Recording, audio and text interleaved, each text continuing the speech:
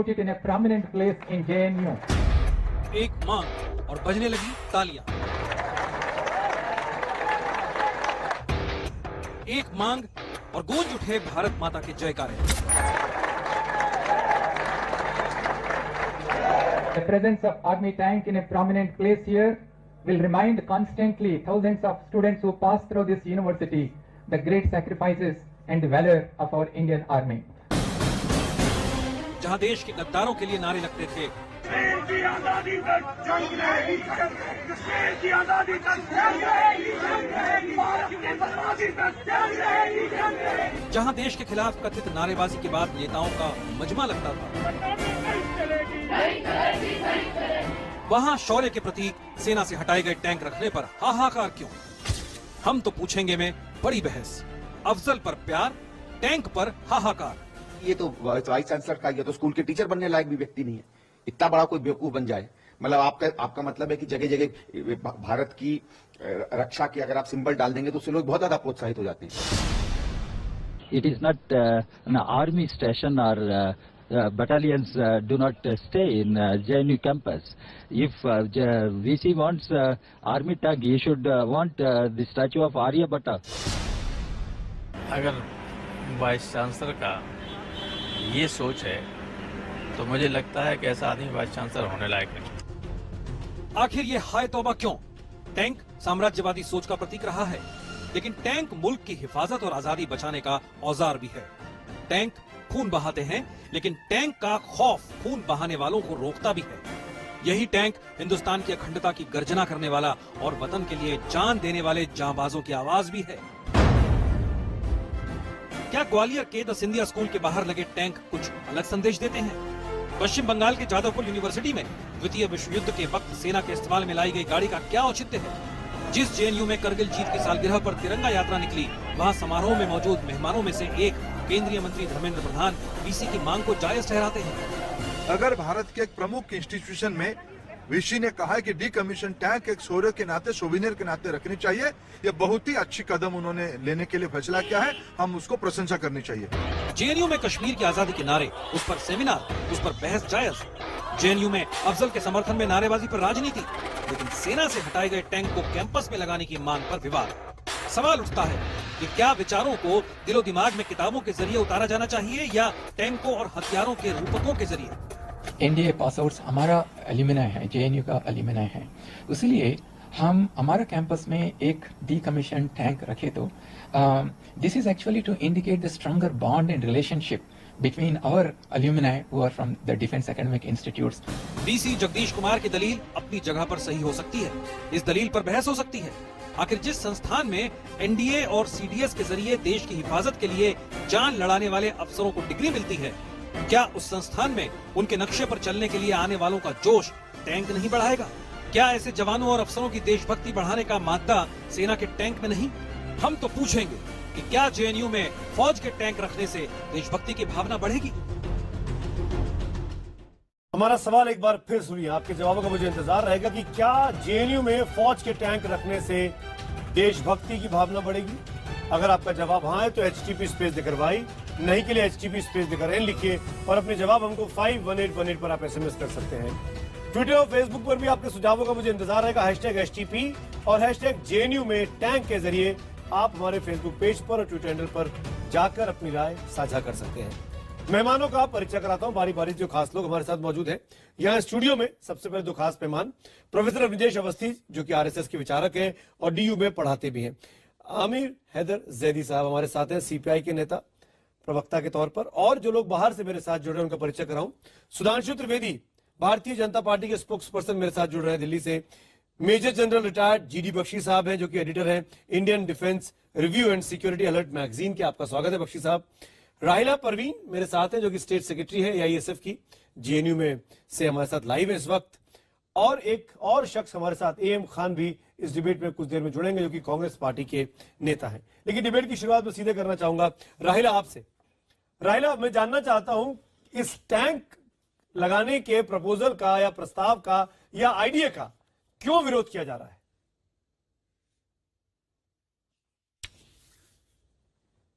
सबसे पहले तो मैं इस बात पे कहूंगी कि जिस तरह से हमारे वीसी साहब ने एक अपील किया है कि जेएनयू के अंदर आर्मी टैंक होना चाहिए।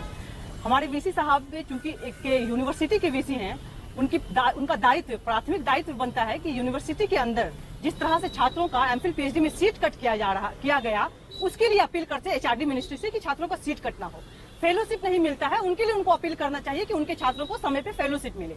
लेकिन छात्रों से जुड़े हुए किसी भी मामले पे हमारे वीसी साहब का कोई कंसर्न नहीं है, कोई प्राथमिकताएं नहीं है उनकी, लेकिन टैंक को लगाने के लिए उन्होंने अपने दायित्व समझा। हम पूछना चाहते हैं वीसी साहब से कि वीसी साहब आप जरा जवाब दें इस बात के लिए कि जो व्यक्ति आरएसएस की शाखा में जाता हो, उसको सबसे पहले देशभक्ति के बारे में सोचना, समझना और अपने अंदर देशभक्ति को जगाना जरूरी होता है, क्योंकि आरएसएस देशभक्त नहीं है। आरएसएस ने इस देश को तोड़ा है, इस देश को तोड़ने की लगातार कोशिश की है, न कि छात्रों। ऐसा लग रहा है कि जेएनयू में चुनाव हो रहे हैं और राहिला परवीन एक उम्मीदवार के तौर पर बात कर रही है किसी अध्यक्ष उपाध्यक्ष पद के लिए। राहिला जी देखिए, ये जेएनयू का गंगा ढाबा नहीं है। पहली बात तो मैं हाथ जोड़ के आपसे रिक्वेस्ट कर रहा हूँ राहिला जी, मैं जेएनयू की बहुत इज्जत करता हूँ, जेएनयू के लिए मेरे मन में बहुत मान प्रतिष्ठा है राहिला जी। लेकिन एक मेरी बात सुन लीजिए राहिला जी, क्यों नाराज हो रही है? राहिला जी मेरी बात तो सुन लीजिए, आप नाराज क्यों हो रही है? आपने अपना पूरा एजेंडा बता दिया राहिला जी। राहिला जी आपको मेरी आवाज नहीं आ रही है क्या? तो मैं आपसे सवाल नहीं करता हूँ, क्योंकि ऐसा लग रहा है कि मैं अंधेर खाने में तूती बजा रहा हूँ। इसका फायदा क्या? अगर आप अपना एक तरफा बोलती रहेंगी तो आपके लिए मैं खुला छोड़ देता हूँ मंच, आप 1 घंटा बोलते रहिए और आखिर में कहिएगा वोट फॉर एआईएसएफ, मैं आपका थैंक यू अदा कर दूंगा। ये आप चाह रही है? नहीं चाह रही ना। हम लोग यहाँ डिबेट क्यों पूछे? जनाब सवाल नहीं पूछना चाहिए राहिला जी, नहीं आपको सवाल राहिला जी ये शो मेरा है, सवाल मैं पूछता हूँ, जवाब आपको देना है। मैंने आप पे 3.5 मिनट वेस्ट किए, आपने मेरा एक लाइन का जवाब नहीं दिया कि आप क्यों टैंक का विरोध कर रही हैं। सीधा सवाल है मेरा, टैंक लगाने से क्या दिक्कत है? वीसी ने कोई समस्या नहीं उठाई, वो वीसी के सामने जाकर प्रोटेस्ट करिए, पर वीसी ने एक आइडिया दिया, उस आइडिया का विरोध राहिला परवीन के जैसे लोग क्यों कर रहे हैं? इतना तो सवाल है मेरा। 20 सेकंड और दूंगा, फिर नहीं, 20 सेकंड और जवाब देना दीजिए। गलत तरीका से इंटरप्रेट मत कीजिए। सबसे पहली बात, आप अपनी बात को दूसरे के मुंह में मत डालिए, गलत तरीके से इंटरप्रेट मत कीजिए। कौन विरोध कर रहा है और कौन विरोध नहीं कर रहा है, इसको आप इस तरह से इंटरप्रेट नहीं कर सकते। बात विरोध की नहीं है, बात एक सैद्धांतिक चीजों की है कि आपको किस तरह की चीजों को प्राथमिकता देनी चाहिए। राहिला जी आप बहुत अच्छी पॉलिटिशियन बनने वाली है कुछ दिनों में इस देश के लिए, आपको जवाब नहीं देना बहुत अच्छे से आता है, आपको मैं अभी से बधाई देता हूँ।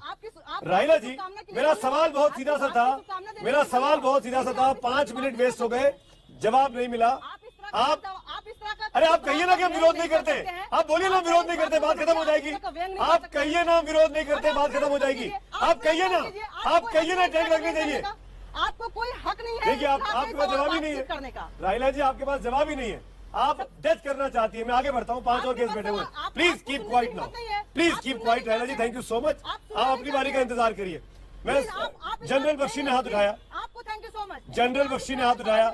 राहिला जी प्लीज कीप क्वाइट, राहिला जी प्लीज कीप क्वाइट, मैं आपके पास आऊंगा। जनरल बख्शी, एक टैंक अगर यूनिवर्सिटी कैंपस में लगता है, उसका विरोध क्यों?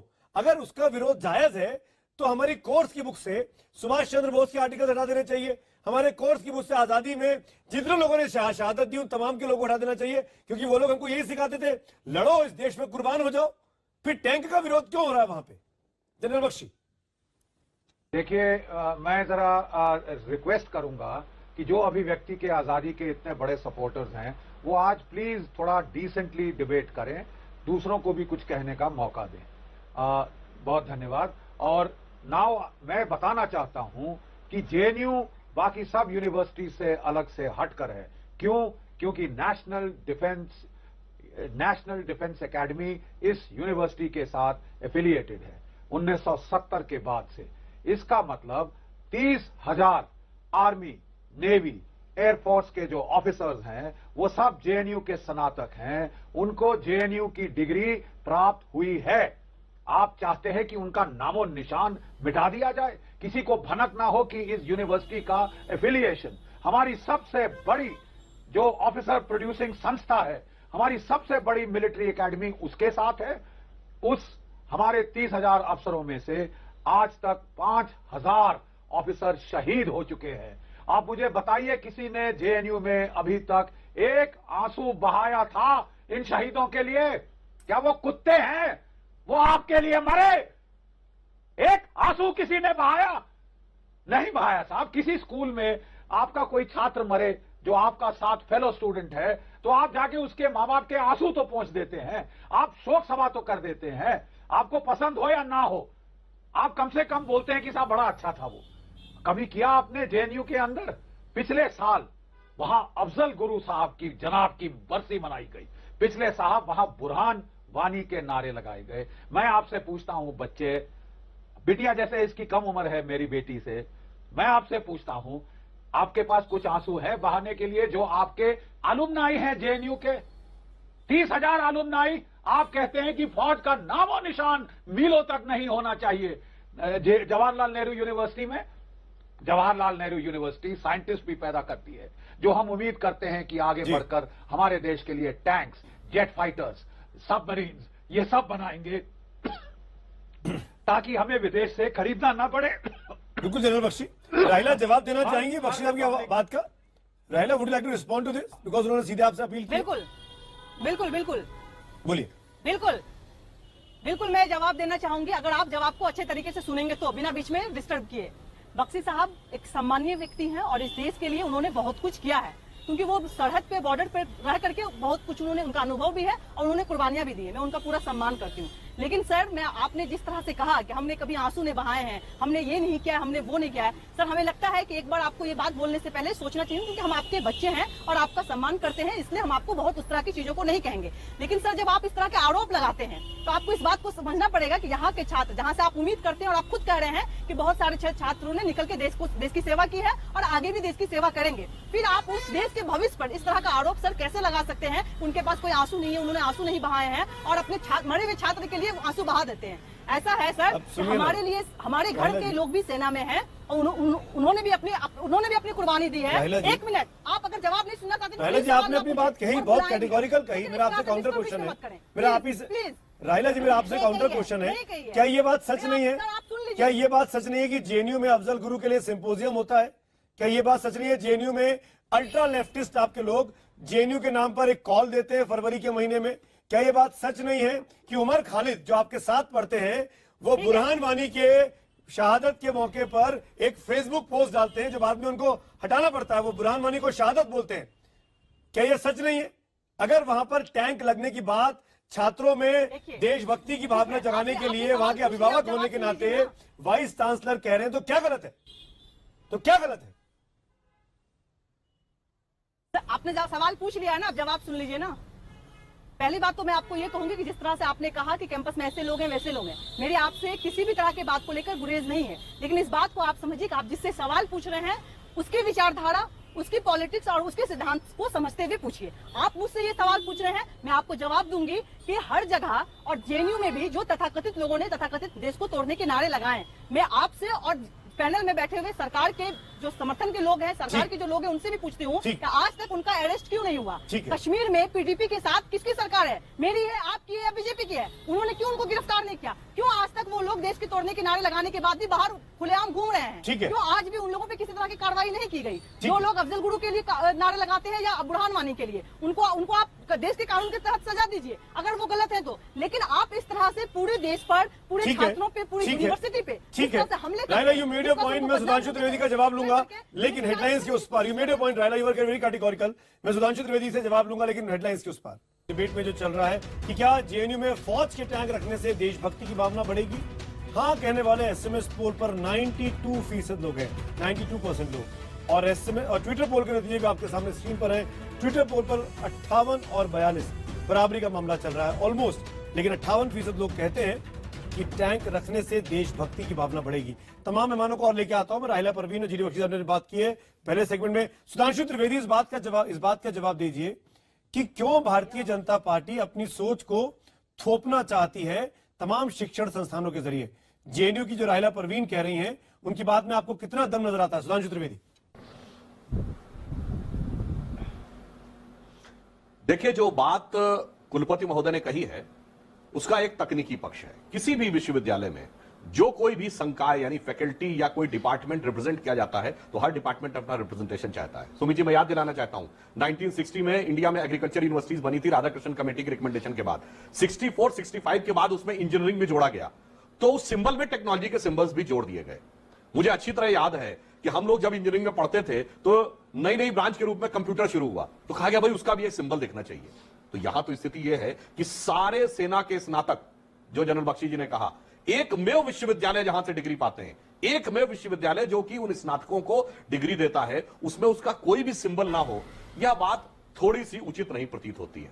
और यह ज्यादा अनुचित तब प्रतीत होने लगती है जब उस विश्वविद्यालय के विशेषकर छात्र और शिक्षक समुदायों में, कोई बात नहीं, अभिव्यक्ति की स्वतंत्रता है, भिन्न भिन्न ढंग से जो विचार रखना चाहे रखें, पर जब भारत की आजादी, कश्मीर की आजादी, भारत की बर्बादी, टुकड़े से लेके अफजल शर्मिंदा, कोई बात नहीं, इस ढंग के विचार होते हैं, चलिए मान लिया। जहां पर सीआरपीएफ के जवानों के मारे जाने का जश्न हॉस्टल में मनाया जाता हो, मगर दूसरा पक्ष कभी दिखाई नहीं पड़ता। वीरता तो हम तब मानते जब कहीं वंदे मातरम और भारत माता की जय वाले भी नारे उनके छात्र संघ या शिक्षक संघ में लगते। जब एक पक्षीय बात ही लगती है तो मन में शंका उत्पन्न होती है कि आवश्यकता और अधिक है। और मैं एक और बात कहना चाहता हूं, देखिए वामपंथी विचारों का वहां वर्चस्व है। अभी आरएसएस की भी बात कही गई, एक उदाहरण देता हूं। सन 62 की चीन की लड़ाई हुई तो वामपंथी विचारधारा का एक घटक कह रहा था कि चीन का आक्रमण सही है, और वो आरएसएस जिस पे उस जमाने में नेहरू की सरकार ने प्रतिबंध लगाया था 10 साल पहले, उसी आरएसएस ने इतना सहयोग किया कि उसी जवाहरलाल नेहरू ने 1963 के 26 जनवरी को आरएसएस को गणतंत्र दिवस की परेड में बुलाया था। ये अंतर है। मैं एक और अंतिम प्रश्न करना चाहता हूं, विश्व के इतिहास में छात्रों के ऊपर टैंक खड़ा करके गोली चलाई है तो तियाननमेन स्क्वायर में 1989 में कितने नेताओं ने विरोध किया था? किसी ने नहीं, क्योंकि ये अपने को भारतीय कम्युनिस्ट पार्टी नहीं मानते, भारत की कम्युनिस्ट पार्टी मानते हैं। Communist party of India, party पर हमला हो रहा है। कम्युनिस्ट अमीर ज़ैदी साहब जवाब देना चाह रहे हैं। अमीर ज़ैदी साहब जवाब देना चाह रहे हैं। ये अपने को वैश्विक आंदोलन का प्रतीक मानते हैं, इसलिए चीन का विरोध नहीं करते। जरूरत पड़ने पर गंभीर इल्जाम लगे, आप जवाब दीजिए ज़ैदी साहब।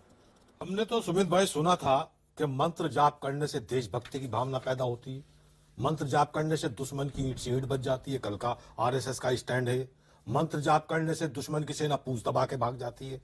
अगर वहां मंत्र जाप करने से दुश्मन की सेना भागती है, देशभक्ति की भावना भागती है, दुश्मन की सेना हार जाती है, तो टैंक से कहां बढ़ रही है? तो दो मापदंड है। हम तो ये कहते हैं कि टैंक लगाइए, हर प्राइमरी स्कूल में लगाइए। प्राइमरी स्कूल का जो छोटा बच्चा है जिसका कैनवस बिल्कुल क्लीन होता है, वहां लगाइए ना। और वहां ये भी बताइए कि एनडीए में जाने के लिए साइंस पढ़ना जरूरी है बेटा। आर्ट साइड वालों को एनडीए में नहीं जाया जा सकता, वहां साइंस पढ़ना जरूरी है। और कौन सी क्लास का बच्चा जाएगा ये भी बताना जरूरी है, तो ये बताना चाहिए। और दूसरी एक चीज और, ये आप क्या करें साइंस वाली बात, एनडीए में जाने के लिए एनडीए देश के नौजवान, आपका फैक्ट गलत है। कोई भी छात्र 10वीं पास वो एनडीए के लिए एग्जाम में अपियर हो सकता है। उसको एंट्रेंस एग्जाम देना होता है जिसमें हर तरह के सब्जेक्ट आते हैं। सुमित जी बता दें, जिसमें हर तरह के सब्जेक्ट बता देता हूं, आपकी नॉलेज के लिए भी बता देता हूं, हो सकता है मेरी तुच्छ नॉलेज हो।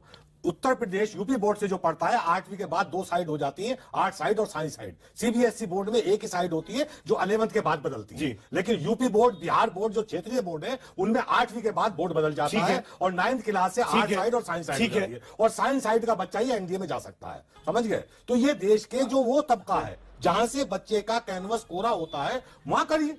हमने तो सुन लीजिए, हमने तो ये भी सुना था, जो बीजेपी को रास आता है कि तिरंगे से देशभक्ति की भावना होती है। इससे पहले 125 करोड़ जनता का अपमान है, 125 करोड़ जनता का अपमान है जो आज तक देशभक्ति की भावना से ओत होते कि देशभक्ति, तिरंगे जगह जगह लगे। देशभक्ति की भावना कितनी बढ़ी, कितनी कम हुई, कितनी ज्यादा हुई? आप ये कह रहे हैं कि तिरंगे लगाने चाहिए, आप ये कह रहे हैं कि राजभवन नहीं होना चाहिए, आप ये कह रहे हैं कि तिरंगे सबको बंद करके रख लेना चाहिए। फिर गलत नहीं, फिर आप नहीं, आप लोग सवालों का अंदाज देकर बात करते हैं। आप गलत सवाल, आप सवालों का अंदाज देकर बात करते हैं। आप मुझे बताइए, डीकमीशन टैंक जो इस्तेमाल हो चुका है फौज में, जो एक पराक्रम की निशानी है, शौर्य की निशानी है, वो क्यों नहीं हो सकता कैंपस में, स्कूलों में? और मैं आपके इस प्रस्ताव को अनुमोदित करता हूं कि हर स्कूल में होना चाहिए। क्यों नहीं होना चाहिए? बिल्कुल होना चाहिए। क्यों नहीं होना चाहिए? मैं तो ये कहता हूं लड़ाकू, तो बोलिए ना जगदीश कुमार ने ठीक कहा, हर प्राइमरी बोलिए स्कूल ना। के अंदर, सुन लीजिए, मैं तो कह रहा हूं ना, हर प्राइमरी स्कूल के अंदर टैंक लगवाइए कि देखो बच्चों, प्राइमरी नहीं, हर स्कूल के अंदर, प्राइमरी से लेकर 12वीं तक और कॉलेज में लेकर वहां तक, प्राइमरी से लेकर 12वीं तक जेएनयू में भी, बच्चों का जेएनयू में भी बिल्कुल होता है, जेएनयू में भी, जहां पे महिषासुर की यूनिवर्सिटी बनाई जाती है, उस जेएनयू में भी। देखिए सुमित भाई, ये तो मुझे नहीं, आप सवाल करें, आपका धर्म है, आप प्राइमरी बोल के मत बचिए, सुन लीजिए, आप जेएनयू भी बोलिए ना, सुन लीजिए, आप जेएनयू बोलिए ना, मुझे आप बोलने देंगे जब तो मैं बोलूंगा। सुनता हूं, सवाल करना आपका धर्म है, जवाब देना मेरा भी फर्ज है। जेएनयू का नाम नहीं लेंगे, मतलब बिल्कुल लूंगा, नहीं लेंगे आप, मैं सबका ले रहा हूँ, लीजिए ना, देश के, नहीं सुना मैंने, सुन लीजिए, जेएनयू क्यों, देश के 180 डिग्री कॉलेज जो है सब में लगवाइए ना, देश के 180 डिग्री कॉलेज जो है उनमें सब में कहना चाहिए लगवाइए, मेराज भी लगवाइए, लेकिन प्राइमरी सेक्शन से क्यों नहीं लगवा रहे?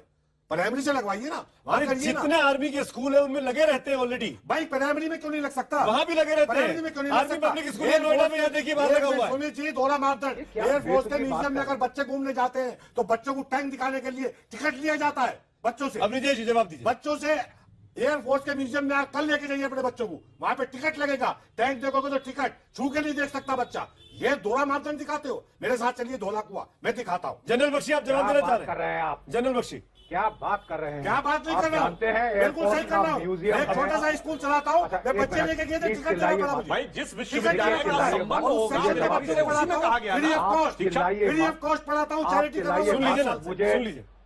मुझे रेल भवन जावे तो टिकट, माल भवन जावे तो टिकट। गरीब का बच्चा किसी भी म्यूजियम में घूमने नहीं जाता। सुनेंगे आप किसकी बात कर रहे हैं? अभिव्यक्ति है, सुनिए ना, अभिव्यक्ति है। आपने एयरफोर्स म्यूजियम देखा है?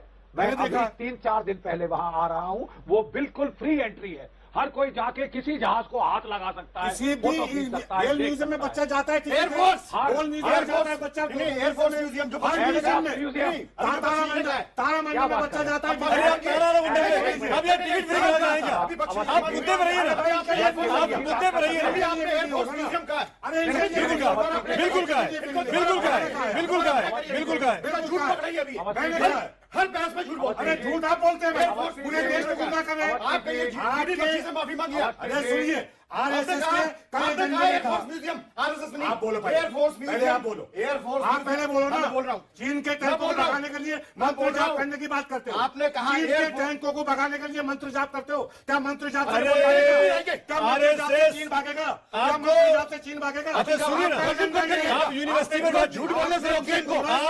आप यूनिवर्सिटी में बात नहीं करेंगे, आप यूनिवर्सिटी में बात नहीं करेंगे।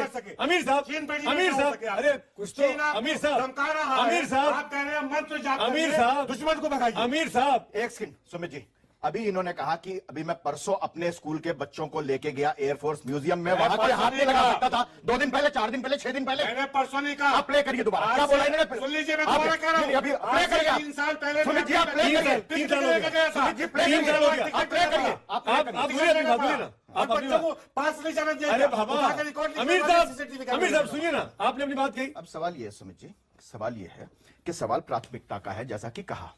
आप ये बताइए, फिर आप चीन बोल के टैंक का मंत्र आप जाप करने से यूनिवर्सिटी भागेंगे। में टैंक के ऊपर बात करिए ना। इस पे भी तो बात होनी मैं चाहिए। चीन पर बात क्या करेंगे। दुश्मन के टैंक मंत्र आप जाप मुझे करने से बताइए, भागेंगे? प्रोफेसर जब मंत्र जाप करने प्रोफेसर के टैंक जगदीश भाग कुमार से रहे क्यों घबरा रहे हैं? जाप कराइए। प्रोफेसर जगदीश कैसे कुमार से क्या क्यों होता है? घबरा रहे हैं आप लोग? मैं किसी क्यों से नहीं घबरा रहे हैं? घबराता। प्रोफेसर जगदीश कुमार जो आईआईटी मद्रास के पास आउट हैं, जिन्होंने वाटरलू विश्वविद्यालय से वो कोर्स किया हुआ है, उनसे क्यों घबरा रहे हैं उनकी थॉट प्रोसेस से? सुमित जी क्यों घबरा रहे हैं? क्योंकि वो वामपंथी नहीं है। क्योंकि वो वामपंथी नहीं है। सुमित भाई, इनका एकमात्र एजेंडा है कि चीन जो हमारे सामने आप खड़ा फिर हो चीन गया, में आ गए। हमें धमका रहा है, चीन धमका आपको रहा पता है है, चीन में क्या है? डाइवर्ट कैसे किया जा आप तो सके। चीन के साथ है क्या? मैं नहीं हूं। आप चीन के मैं साथ चीन के हैं? खिलाफ हूं। मैं चीन के खिलाफ हूं। तभी तो कह रहा हूं। तो चीन में बताया क्या होता है? कह रहा हूं, वो हमें धमका रहा है, चीन उसका जवाब चीन क्यों में बताया क्या होता है? क्यों नहीं? चीन के धमकाने का चीन जवाब में क्यों नहीं? चीन में इस मुद्दे को क्यों direct कर जनाब दिया? सुन लीजिए, चीन में आपको पता है क्या होता है? वहां के छात्रों में, वहां के युवाओं में राष्ट्रभक्ति और देशभक्ति की भावना जगाने के लिए बाकायदा कोर्सेज होते हैं और शुरुआत से होते हैं, सिखाया जाता है। रूस में भी और चीन में भी। ये वो 2 मुल्क जहां पे वामपंथी विचारधारा रही। सुमित भाई, मैं आपकी बात का समर्थन करता हूँ। मिलिट्री यहाँ क्यों नहीं? सुन लीजिए, मिलिट्री को यहाँ क्यों नहीं? सुन लीजिए, मिलिट्री ट्रेनिंग स्कूल से दी जानी चाहिए हमारे हर अरे तो शुरुआत हर बच्चे को हमारे विद्यालयों से क्यों नहीं हो सकती है? वहाँ के पढ़ाइए ना। विद्यालयों से क्यों नहीं हो सकती है? जेएनयू को क्यों अलग रखा मैं जाए? तो कह रहा हूँ, एक जेएनयू क्यों, क्या 180 विद्यालय, चलिए ठीक है, 180 में लगवाइए ना। जनरल बख्शी में आ रहा हूं। एक मिनट जनरल देश का अमीर साहब एक देश का मिनट, अमीर साहब एक मिनट, विश्वविद्यालय अमीर साहब एक मिनट, एक मिनट सुमित जी, अमीर जी आप बात तो देखिए, उन लोगों को तो मुझे कोई जवाब देना नहीं है जो पार्थ चटर्जी की तरह कहते थे कि जनरल डायर से अपने सेना अध्यक्ष की तुलना करते हैं। या बीच में नहीं बोलना। जी हमारा नहीं फिर है, आप माफ करना। अरे सुन लीजिए, उसे तो आपका नहीं तो दिक्कत क्यों हो रही है? किसी पार्टी जब आपका नहीं है तो दिक्कत क्यों हो रही है? जब आपका दिक्कत है दिक्कत क्यों हो रही है? हमारा नहीं है। अरे अमीर हम साहब, कहते हैं ना, अमीर साहब हमारा है ना, चटर्जी अमीर हमारा कोई है। नहीं बोला, आप बोले। अमीर साहब कोई नहीं बोला, कोई नहीं बोला।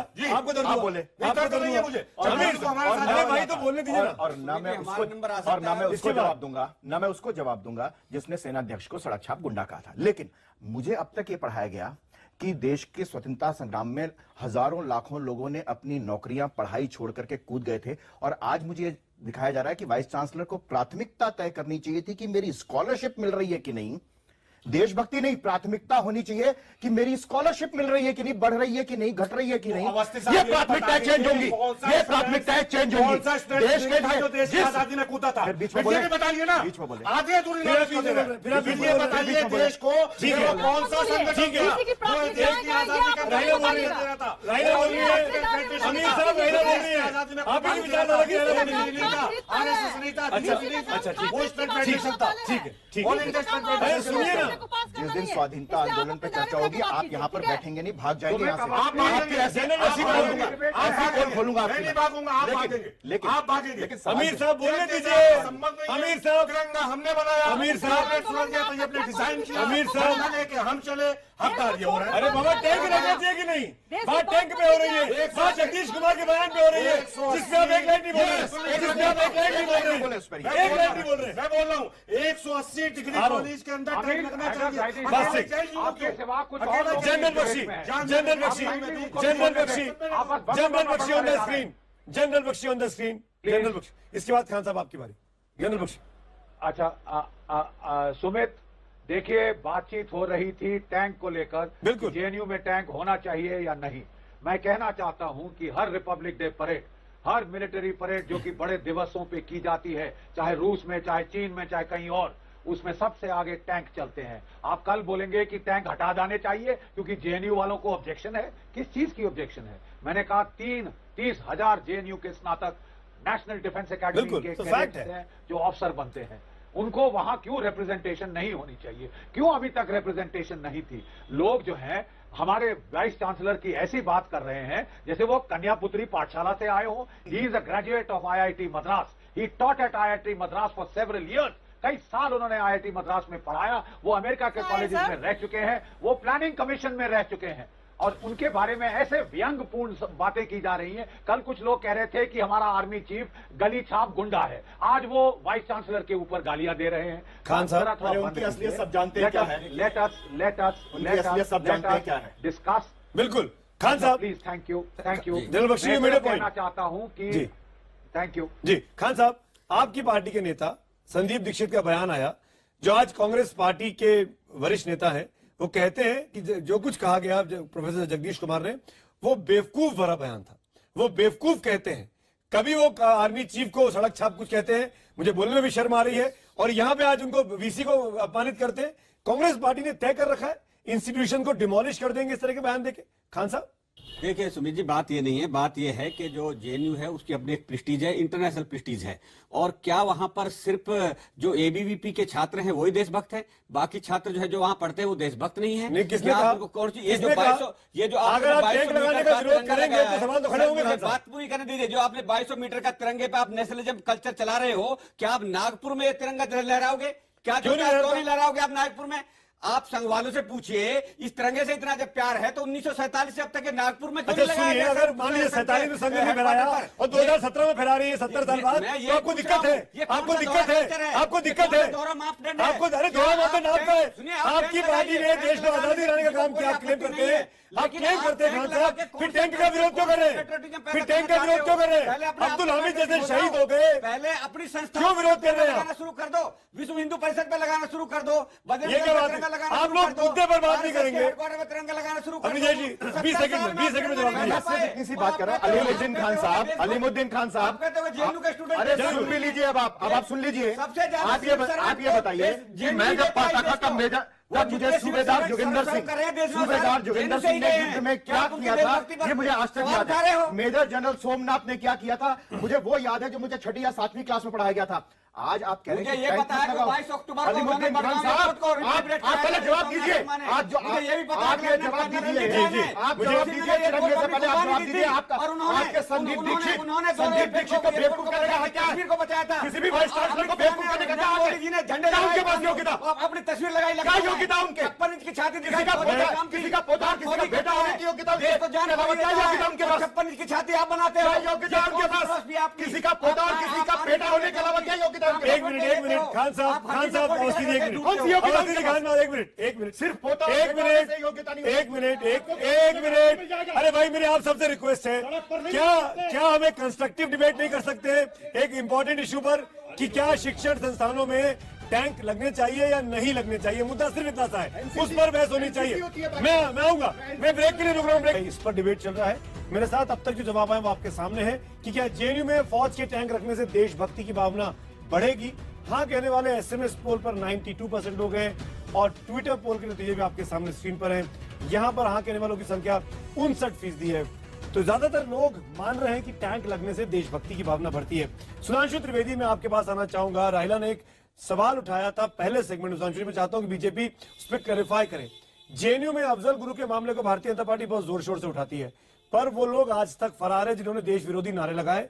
उनको लेकर आपने कभी कोई प्रोटेस्ट नहीं किया, कभी दिल्ली पुलिस के हेडक्वार्टर के बाहर बीजेपी के नेता इकट्ठे नहीं हुए, और यहां तक कि पीडीपी के साथ आपकी सरकार चल रही है।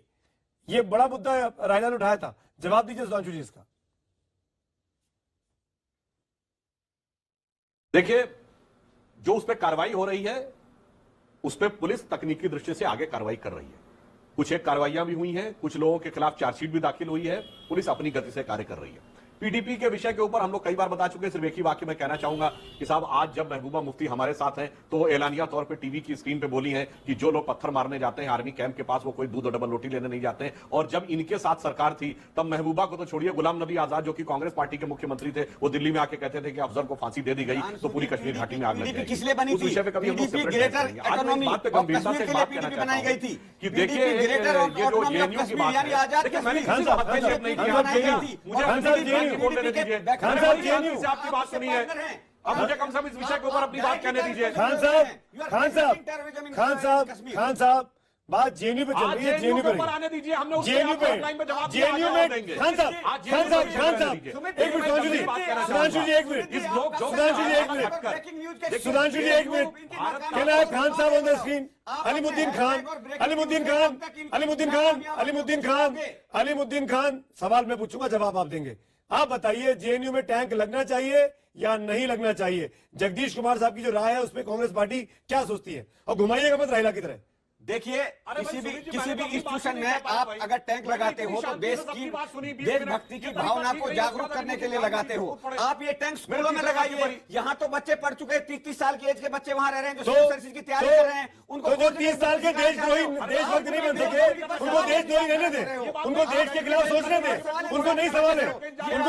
काम कर रहे हो, टैंक लगाने से खान साहब को करना चाहिए, लेकिन वो आप हर स्कूल में लगाएं ताकि बचपन से ही बच्चे को और अच्छा लगे, उसको देशभक्ति की भावना पैदा हो, वो ज्यादा अच्छा रहेगा। अब खान साहब सुनिए, वो जेएनयू में अभिजीत जी मैं आ रहा हूँ।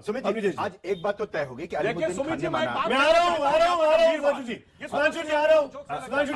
एक बात तो मानी अलीमुद्दीन खान ने कि टैंक लगाने से देशभक्ति की भावना बढ़ती है, इसलिए उन्होंने कहा स्कूल में लगाओ। ये तो मान लिया, तो आमिर साहब ने भी कहा, ये तो टैंक लगाने से आमिर साहब ने भी कहा है। तो पहली बात ये कि टैंक लगाने से देशभक्ति की भावना बढ़ती है, ये तो तय हो गया। अब वो कहां लगाने चाहिए, विवाद इस बात पर है। ये कहते हैं जेएनयू से पहले स्कूलों में लगाना चाहिए। मैं कहता हूं कि जेएनयू में उसके बाद जहां पर नारे लगे। एक बात मैं अभी भी ये कह रहा हूं कि आज राहिला ने एक सवाल उठाया, राहिला या एआईएसएफ या एसएफआई या आईसा बड़ी अलग अलग बातों पर धरना प्रदर्शन करती है। उन्होंने कितनी बार इस बात के लिए प्रदर्शन किया कि जेएनयू में देश विरोधी नारे लगाने वालों को गिरफ्तार करो। इसके लिए उन्होंने कहां प्रदर्शन किया, कहां स्टेटमेंट दिया, क्या किया उन्होंने?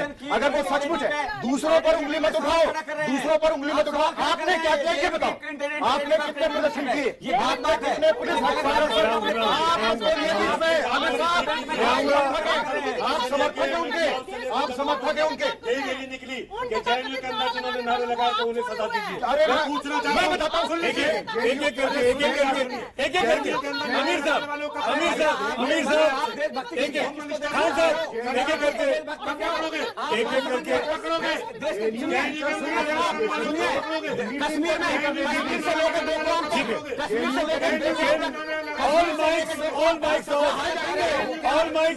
ओनली सुधांशु त्रिवेदी। आप तीनों, मैं किसी का ऑडियो नहीं जा रहा है, खान साहब, अवस्थी जी और आमिर साहब, तीनों का ऑडियो मैंने ऑफ कर दिया है। अगर लगातार एक दूसरे के ऊपर बात करेंगे मैं ऐसे ही कहा करूंगा। ये तरीका नहीं है डिबेट होने का। मैं आप तीनों से गुजारिश है, एक एक करके बात करिए। मैं सबका नाम ले रहा हूं। ऐसा कौन है जो नहीं बोला इस डिबेट के अंदर? अमीर साहब, खान साहब नहीं, खान साहब शांत रहिए आप क्यों पूछेंगे भाई, मैं पूछूंगा, मेरे सवाल का जवाब नहीं दे रहे। देखिए, मैं विनम्रता से, सुधांशु जी नहीं, सुधांशु त्रिवेदी अपनी बात पूरी करिए आप। देखिए, मैं विनम्रता से अनुरोध करूंगा कि मैं केवल मुझे आप 40-50 सेकंड दे दें। देखिए, नोक झोंक बहुत हो गई, मैं गंभीर बात कहना चाहता हूं। मैं भी 3 विश्वविद्यालयों में प्राध्यापक रहा हूं। जेएनयू में, जो देश के सबसे प्रतिष्ठित विश्वविद्यालयों में से एक है, सबसे टैलेंटेड छात्र आते हैं। मगर उसी के साथ मैं एक और बात कहना चाहूंगा, IITs, IIMs, AIIMS, Indian institute of sciences Bangalore, जहां के बच्चों की प्रतिभा यहां से लेकर सिलिकॉन वैली तक नजर आ रही, वहां यह विषय नहीं उठता है। जेएनयू में क्यों उठता है, मैं उसका एक कारण बताना चाहता हूं। विशेषकर जो अभी हमारे एक मित्र ने कहा आर्ट और साइंस की बात, खासकर आर्ट फैकल्टी में क्या है कि जो ज्यादातर टीचर है ना, वो 70 या 80 के दशक में स्कूल और कॉलेज में पढ़े हैं, जब वामपंथ एक विचारधारा थी, एक प्रभावी विचारधारा थी। आज 21वीं शताब्दी में world wide tried tested failed है।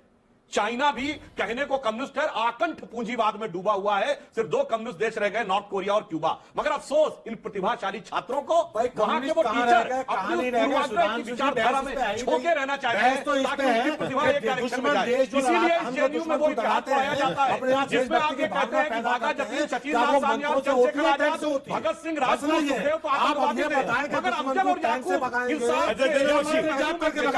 दूसरे सवाल ये है कि जेएनयू के जो अपराधी थे छात्रों के साथ और अन्याय नहीं करना चाहिए, और उन्हें 21वीं शताब्दी में टैलेंट के साथ, राष्ट्रीयता के विषय के साथ जोड़ना चाहिए।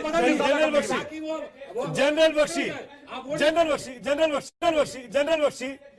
बख्शी, जिस तरह का डिबेट खान साहब एक मिनट, जिस तरह का डिबेट हो रहा है, जनरल बख्शी, मैं आप एक फौजी होने के नाते मैं आपसे पूछना चाहता हूं, क्या हिंदुस्तान के तमाम कोर्स के करिकुलम से देश राष्ट्र प्रेम की कहानियों को खत्म कर देना चाहिए?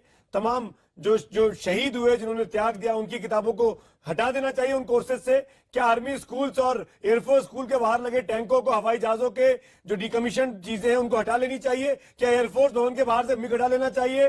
क्या डीएसओआई के सामने जो टैंक लगा है वो हटा लेना चाहिए? हम लोग कहां जा रहे हैं जनरल बख्शी? ये देश किस तरफ जा रहा है? आप जवाब दीजिएगा। एक मिनट, आप जवाब दीजिएगा जनरल बख्शी। देखिए सुमित अवस्थी जी, मैं बड़े विनम्रता से कहना चाहता हूं कि हम वेटरन्स, हम फौज के भूतपूर्व सैनिक आज बहुत चिंतित हैं। जब हमने एक इतनी प्रेस्टिजियस यूनिवर्सिटी में इस किस्म के नारे सुने, हमने सुना कि साहब यहाँ राष्ट्रीय ध्वज नहीं फहरा था। आज इतनी आग क्यों लगी हुई है सुमित जी? मैं कल था वहां पे, हमने जब कहा कि ये लोग 6x4 फुट का राष्ट्रीय ध्वज नहीं फैलाना चाहते, तो छतरपुर गांव के बच्चों ने बोला साहब हम 2400 फुट का तिरंगा आपको देंगे, आप जरा शान से फहराइए। वो झंडा हम लेके गए, 900 छात्र लगे उसको उठाने में, मैं माफी छात्र लगे। जनरल बख्शी माफी चाह रहा हूँ, अमीर साहब मैं माफी चाहूंगा, वक्त नहीं मेरे पास। मुझे आप ट्वीट में रिस्पॉन्ड करेगा, मैं जवाब करूंगा। हम सोशल मीडिया पे हैं, मैं तमाम मेहमानों का शुक्रिया अदा करूंगा।